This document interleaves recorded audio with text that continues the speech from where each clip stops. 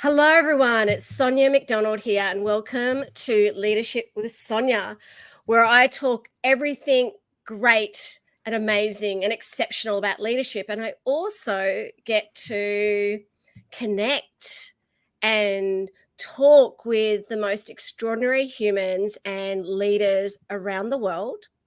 And today I get to connect and have a wonderful conversation with the CEO of Impression Dental Group, Mark O'Brien, and he is also a finalist in the 2024 Outstanding Leadership Awards.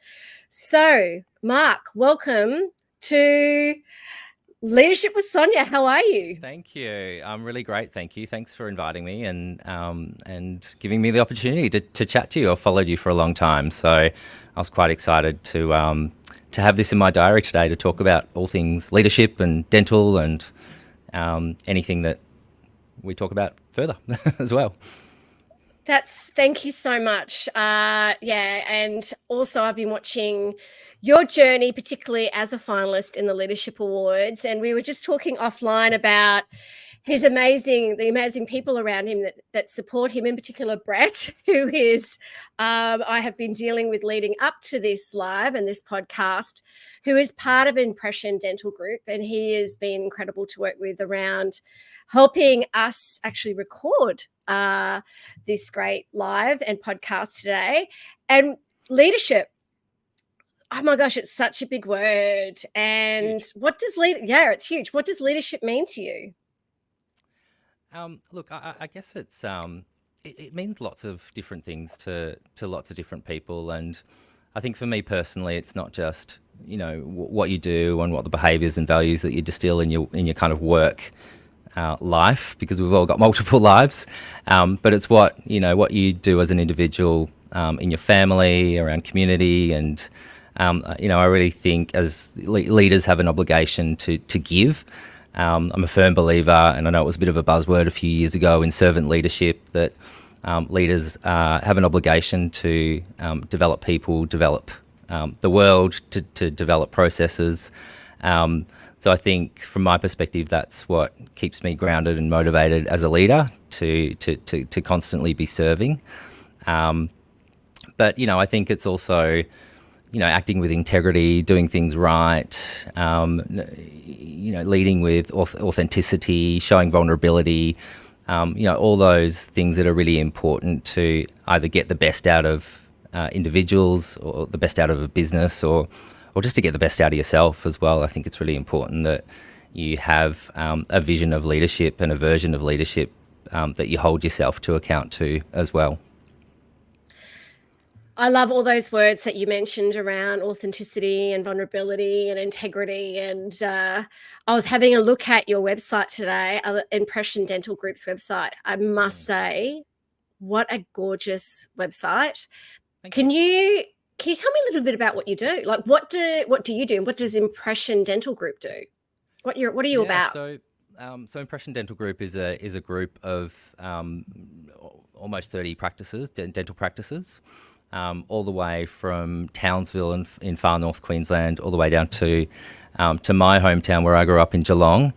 And we're officially 3 years old. So the 8th of March, we had our third birthday. The business was Happy born out birthday. of. Thank you. I don't know what the significance of 3 is.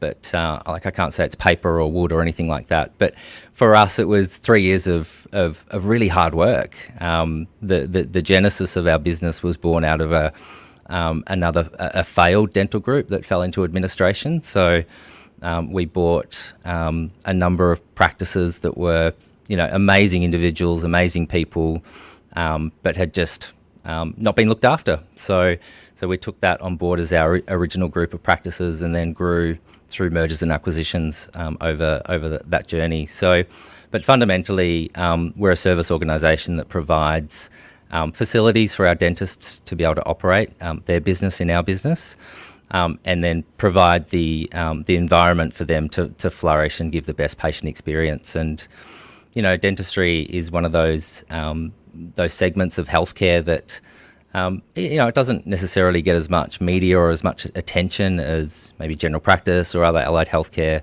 verticals, but dentistry, we talk individually about the mouth being and teeth and smiling being a real beacon of confidence to people, and we talk a lot about the fact that we can influence that. We can influence how people smile and how they feel, and that's what kind of motivates us and our team to deliver the best dentistry and healthcare for our patients. Yeah, it is. It's funnily enough, a bit of a funny story. My first boyfriend was a dentist. Uh-huh. So yeah, I wish I'd kept in touch with him, but because I know some others if you need some dental work. oh, thanks. I'm not suggesting you do. No, but it's true though, right? Like I mean, I'm very particular about my teeth, and I remember my daughter when she was younger really struggled with her teeth, and obviously we've taken her to get a lot of dental work, and even today, seeing the difference in her confidence now that she can smile brightly, because it's smiling's so great for you. And so let me ask you this. Tell me a little bit more about you, Mark, in terms of what's Mark. I mean, even though and having a look at your bio and your background, extraordinary. Tell me what else makes Mark other than CEO of Impression Dental Group. What else do you love to do, and what gives you joy? Lots of things, and I think I touched on it before that work as a definition is just part of our life, and sometimes again I talk personally into the team about work is an enabler of other parts of your life. But I've got a beautiful family. I've got 4 children, so they keep me really busy. I've got an amazing, supportive wife, and being a dad and being a CEO or anyone, don't have to be a CEO, but working parents, I've got the most amazing respect for because I'm a working parent. But spending quality time with my family is one of the things that really motivates me. In our family, we've got a real sense of giving back. So we talk lots, and it's my wife's voice in my ear, talking about gratitude attitudes. We make sure that we reflect every day on the things that were great and maybe weren't so great, and what we learnt out of that. And that's where I think you see a lot of crossover between work and life, because you bring those sorts of conversations into your teams, and all of a sudden you are crossing that work and home life, and start to appreciate that people don't just work for you, but they've also got a life outside of work as well. So we do lots of things. I'm a mad Geelong Cats footy fan, AFL. So I know you're in Brisbane, Sonia, and I don't know if you follow AFL, but I was pretty pleased that we beat the Brisbane Lions last weekend. So the cats are a big passion of mine, as well as just getting outdoors, and I guess that's one of the challenges of being, not just a leader or a CEO or an executive or anyone in the workforce, is just finding balance in spending time with yourself and staying active, and being able to switch off from work. All those things are really challenging for modern executives, I think.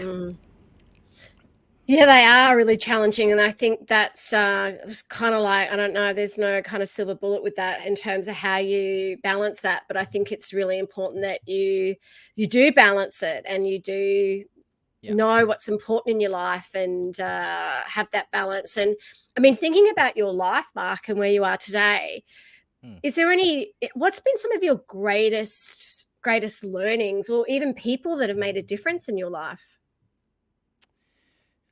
It's a great question. The obvious answer is my folks. They worked really hard to provide for myself and my sister, and I think that sense of hard work was instilled in us as children quite early. So I've really carried that through my career. And that really drives me to be, a better parent as well, to be that provider. And I know that's that's an intrinsic motivation of mine, and it's probably not for everybody, but it is what drives me and keeps me grounded. I've been really lucky, I guess, in my career journey that I've had some really excellent and some not so excellent leaders that I've worked with, and I'm sure we'll tackle that later. But the ones that really stick with me are the ones that believed in me as an individual and really coached, developed me, not just in my technical competencies, but in as an individual. Were not afraid to have difficult conversations if they needed to. Occasionally I've needed a kick up the pants in my career, and I've always valued that rather than being surprised one day that somebody's not happy with something I did 6 months ago. And I've been lucky to work in some large global organisations that really have a learning and development culture, and so where people have invested in me to learn and develop. They're probably some of the most valuable roles that I've had. The other ones, that have been really valuable is ones where I've been stretched in a role, and I think I was talking to Brett earlier. One of my early career roles was in a pet retail chain, which at the time was 10 retail stores. It's now close to 300 across Australia and New Zealand. Wow. But that business rapidly grew, and I think in those 6 years that I worked in that business, I probably learnt and saw and did a lot of things that a lot of people don't do in their whole career. And that was because the one of the founders and the person that I reported to gave me that freedom to do my job, to stretch myself, and he stretched me uncomfortably at some times, but I think that's where I got some of the rich learning experiences, and in that experience there was no fear of failure because I knew he was there as a bit of a safety blanket, and he wasn't going to set me up to fail.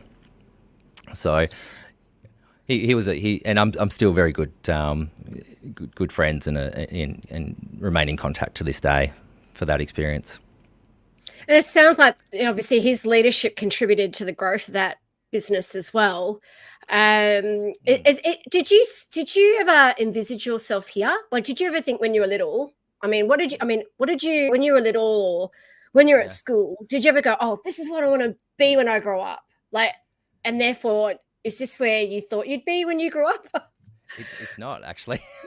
I was from the age of 5 or 6. I wanted to be a veterinarian. So, I up until even first, second, third year uni, I still wanted to be a vet, and never got the marks to crack into it. And so I did what everyone does when they're 20, and I went overseas and travelled all of Europe, and I met some really great people on that trip. One of which was a sales rep, and she was telling me that she gets a car and gets to stay in hotels, and they do conferences, and I think get paid $45,000. And I was like, that sounds amazing. So I finished my Euro trip, and in fact, I applied for a job before I got back to Australia, and that was in the veterinary industry as a sales rep, and I loved it. Like, I really got, it wasn't just the process of selling, but it was the process of communicating, engaging with customers, fixing problems, and the business I joined was pretty broken at the time. So I learnt resilience pretty quickly as well, and rejection, and all those things that you need to feel when you're developing yourself and developing your career. So yeah, that was really fun, and that was probably the gateway into then learning business. I went to business school, and found a real niche in mergers and acquisitions and aggregations. And I think what I love about it, and I truly do love what I do, is that ability to build something, to build a business, but you're not building a business through infrastructure and assets. It's through people, because you can have the best buildings, the best tools, but if you haven't got the people to deliver that, then it's just an asset. So yeah, it's been pretty great working in aggregating businesses, and this is the fourth one that I've been involved in now. And it doesn't really matter whether it's dentistry or veterinary or allied healthcare or even childcare, which I've been involved in as well. It's the common thread and the common denominator is people, and you're delivering services through people, and that's what gets me motivated and keeps me interested in doing what I'm doing. What a great journey that you've had. And I mean, I'm a great believer as well in our journeys. And it's amazing how things happen, right? Like you just have to, you go traveling and then you kind of like, okay, what do I open myself up to? And you open yourself up to, that opportunity. And obviously you got excited about the car and the conferences and in saying that though, like also as part of growing, there's lots of ways we can grow. And as a leader, it's really important to keep growing. I've got two questions. Sure. In terms of your leadership, what's been your greatest stuff up / learning and your greatest success / achievement? Gosh, there's so many stuff ups, and that's a good thing because they're the learning environments. As long as you're not doing the same stuff up multiple times. What is it? I think it's probably related to people and bringing the wrong people into the tent. There was one a few years ago that. And I won't say what industry, but I bought that person into the business. I did everything wrong, everything that you shouldn't do, I did. So I didn't listen to my gut. I ignored red flags. I was under time pressure, but I had a person in front of me that was willing to start and commence, and so I brought them in, and it pretty quickly unraveled. Luckily, there wasn't too much residual damage, but it probably put me back 12 months in terms of what I wanted to achieve with that business unit that I'd brought in. So that was, that was annoying. But again, you reflect on that, and you wouldn't do it again. And you listen to those voices, or sometimes it's a very non-technical thing, but we call it the tummy feels in our organisation. If you feel them, then listen to them. So that's probably the biggest stuff up. And again, on reflection, it's not so bad. The best thing,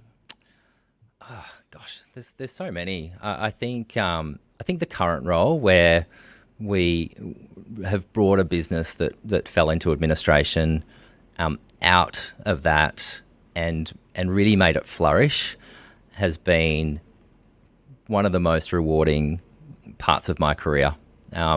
Because everything in that business was broken. The trust was broken, the assets were broken, like everything was broken. So it required a lot of heavy lifting to build that trust, a lot of investment into some of the basics.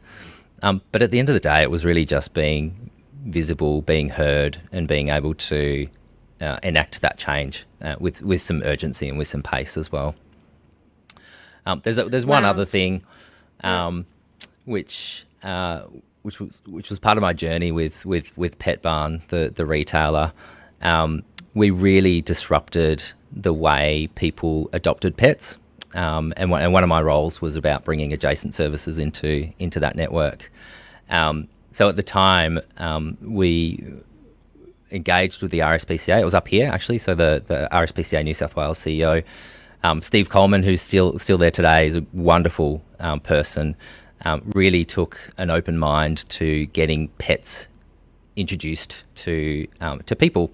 So we opened up pet adoption centres in our pet retail stores, and that was in the context of the RSPCA at the time and Animal Welfare League organisations having active policies not to support pet stores. So that was quite amazing, and I think by the time I left, we'd rehomed tens of thousands of pets, and the consumer or the shopper that came in had the exact same experience in a Pet Barn store that they would have at an RSPCA shelter. Wow! So that was pretty cool. That is amazing. So a couple of things there. I totally get the stuff up. I did that a couple of years ago myself. Brought somebody on, and it was probably one of the worst mistakes I've ever had in the last 17 years that I've had my company. Again, that tummy feeling, like I thought something didn't feel right, but Yeah. he said all the right things, and then it turned so. And I talk about having the right people on the bus, and yeah, so I totally get that. Like, it's so important to have those people that are aligned. And as soon as I started to see wavers in the values misalignment, I should have just cut it off. Yeah. Second thing, Pet Barn is my pet store. Can you please stop putting pets in there, because I want to adopt them all. Like, every time I go to Pet Barn, I'm like, I just want to adopt every pet that's at Pet Barn. It's just like, it's amazing. I don't have any influence anymore, but it's really quite rewarding, and I love taking my kids into a Pet Barn store because I can say to them, and they don't really care, but they like, oh, Dad created that, or that piece of signage when I was in marketing that still lives. Oh, wow. And it reminds me of my dad. He was a builder before he retired, and he used to drive us around as kids and show us all the things that he had recently built. So I think you really do turn into your parents as you get older, but I reflect on that now, and he was obviously really proud of what he did in his career, and he wanted to share that with his family. I feel like I'm starting to do the same thing. Yeah, I think, I think it's so important that we do show our kids, and I would love to know, like, I'd love to know what advice you'd give your children about leadership. But before we ask that question, I know you talked about one of your great successes also being about how you were able to turn Impression Dental Group around. What do you think contributed to that? You've had now, it's been 3 years, 30 groups now, 30 practices now. So, yeah, almost. What do you think's turned it around? Like, when you said it was broken and look at it today, what do you think contributed to that transformation? Like I said before, I think I don't think I know. It was just a lot of hard work. So there was lots and lots of engagement with the key stakeholders. So, that was with the practitioners, the support staff, the industry, our suppliers, because, some suppliers hadn't been paid for forever. So, all of a sudden we were asking them to, believe in our journey, and I had to convince them that we were the good guys and shouldn't be punished for the sins of the past. But ultimately, I couldn't do that by myself. So I very rapidly built not a big team. It was a small, agile, nimble team that also equally worked really hard and had shared the same values as me, and shared the same values of the organisation. And again, we created those very quickly. Who are we? What do we want to be? What are the rules of engagement that we have with ourselves, with our teams? If you ring me, we guarantee that we'll get your response within 24 hours. If it's related to pay, it's going to be within 2 hours. So we made sure that we held ourselves to account in terms of some of those key things and some of the key pressure points. But there, in those early days, we were subscale, couldn't and didn't want to really invest in a big fat head office that, decision was made by committee. We wanted to be nimble, act fast, and did all those things. And then all of a sudden, the trust builds up. You start investing in the people. We did conferences, we did learning events. Again, delivered everything that they were promised, and it all came together. So there's been phenomenal growth in those practices. And that then provided the platform for us to feel confident to bolt on additional acquisitions, and yeah, it's been pretty rapid. So it was a good 12 to 13 months of just rebuilding that network. And there was a couple of little COVID bumps in there. I mean, most of the COVID issue was done, but I remember, we were building a brand new practice or relocating a practice in Canberra, and the day it was meant to open, there was a COVID outbreak in Canberra. So we literally had a day's worth of work to go before opening this new practice, and then had to shut it for 12 weeks, unfortunately, because of restrictions. So anyway, that was we've all lived through that, and if that was the worst that we had to deal with, then we got out of it pretty okay. Yeah, it sounds like you did. And so love the fact that, you feel like, like as your dad did, taking you around to all the building sites and you taking your kids around to show them what you do. If you could give any advice to your four amazing, gorgeous children, what would you say to them? Like, what sort of advice would you say to them about leadership and life? What would you say to them?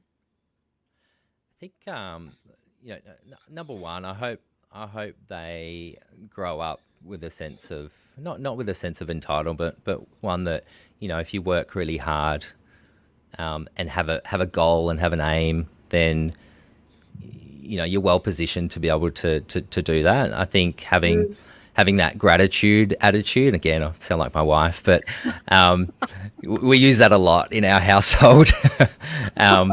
And just being grateful about the opportunities that they're given and afforded, and taking those opportunities. I give them advice to be brave and be bold and try things, and it's okay to fail. And I'm very open with them about failures that I've had in life, failures in my career, and I think it's important that they see that. But then I think also, I want my kids to be kids as well, and not, living by a set of rules, regimented rules. And again, no judgment of any other parenting styles, but I really want them to, have fun and really enjoy what they're doing in their life as well. And, being a kid, again, I think most adults would love to go back to being a kid every now and again. And in fact, I think we do sometimes, but I think we need to. We need to, that's right. But I think, just making sure that they enjoy the journey of life, because it's, it can be a roller coaster. Yeah, it can be. And my daughter's now 22. And anytime she says, "Oh, Mum, do you want to come to this band with me? Or do you want to?" And I'll go, "Yeah." And it's kind of like, I feel like I'm reliving my 20s through her now. Yeah. Like, it's like, I'm like, yeah, invite me to any of these kind of, obviously nothing that's a bit, but it's and I'm the same. Like, it's just like, live your life. Like, just, believe in yourself, live your life. Just be the best person you can be. It's goes very quickly. Yes, So, it does. And have a go, and not believe that, the pathway to happiness and success is being an influencer. Again, no disrespect to anyone who's a very successful influencer, but I think it's a real danger for kids these days, is getting wrapped up in that world of Instagram and TikTok. And again, I feel like I'm old saying this, but there's a real danger in losing a generation to being able to communicate effectively and go out and run around an oval and kick a ball. And I didn't have those things when I was a kid. But I'm sure I spent a disproportionate amount playing games on computers. But but it's different when you're a parent. Yeah, it definitely is. It definitely is. So it's so wonderful to hear about you and your success, and also your stuff ups, like we all have. And also, we will see you in a few weeks at the Outstanding Leadership Awards. How are you feeling about being a finalist in this platform that is all about showcasing and celebrating great role models in leadership? Yeah, obviously really humbled to be a finalist, and I look at the panel of other people that are also finalists, and like, every single person is amazing at what they've done or what they do. So I'm really grateful. Again, gratitude attitude to have been recognised by my peers and by you and your organisation. So again, it's one of those moments that occasionally you need to stop and smell the roses and pinch yourself and think, well, actually, I'm doing a pretty good job, because I'm getting some recognition, not just internally or through your family, but also that external recognition as well. And, not that we need external validation, but it is nice to know that there's that, that recognition that you're doing some good things. Yeah. And that's exciting for our business. It's exciting for me personally, but then I know the team gets excited by it, because it's not just me; it's Impression Dental Group, and Impression Dental Group wouldn't exist, or I wouldn't exist without them. So they see that as that it's a real team effort, not just me. representing myself. I loved it. I love hearing that, and it is. I know it's always interesting with leadership, any kind of awards, and sometimes I do get the, oh, but I'm humble and all this. I'm like, yeah, it doesn't mean that. I mean, humility, you can still celebrate. I think it's, Still won't win. yeah, absolutely. Like it's like if we were in the States, everyone in the States be like, yeah, you go for it. Like like it's like I don't know. Australians are a little bit more. I'm like, well, the thing is, we've only got one life. Our life should be about our legacy, like how we're leaving a legacy. But also, I do think our generations today, our future generations need to see greater role models. They need to see mum and dad or anyone up there on stage going, wow, wow, okay, look what they've done. I wonder what, maybe it might give them a sense of hope or a sense of courage to go out there and do that themselves. So thank you for showing that leadership and courage. And also it's just it's amazing to listen and hear and connect with you all about leadership. And I could talk to you for so much longer, like but I know we've scratched the surface. Like we could speak for days, but I've enjoyed the chat as well. Thanks, Sonia. Oh my, anytime. And is there anything you'd love to say, like on a final note? Obviously, if you want to contact Mark, please make sure you contact him. He's on LinkedIn. Contact the Impression Dental Group. Is there anything you'd like to say to all the watchers and listeners today? I think the biggest thing, and I talk to my team a lot about just being really authentic, and that would be my biggest takeaway. Be you, be real, show vulnerability. I think there's a bridge between courageous and kind leadership, and I look at people like Jacinda Ardern, who was often criticised for her kindness, but also clearly made courageous decisions as well. And I think that's really important for this next generation of leaders that are coming through, because the way people are managed or expect to be managed is very different to how it used to be. So have a contemporary view of how to lead, listen to your people, show vulnerability, but also be really clear about expectations and accountabilities for everybody as well. But most important, share a vision, live to that vision, live to your core values. And that's 90% of the battle, I think, sometimes. It is. I think that at the end of the day, if you always stay true to who you are and your values, it has to be a compass, So thank you for those incredible words of wisdom. And it was such an honor to speak to you today.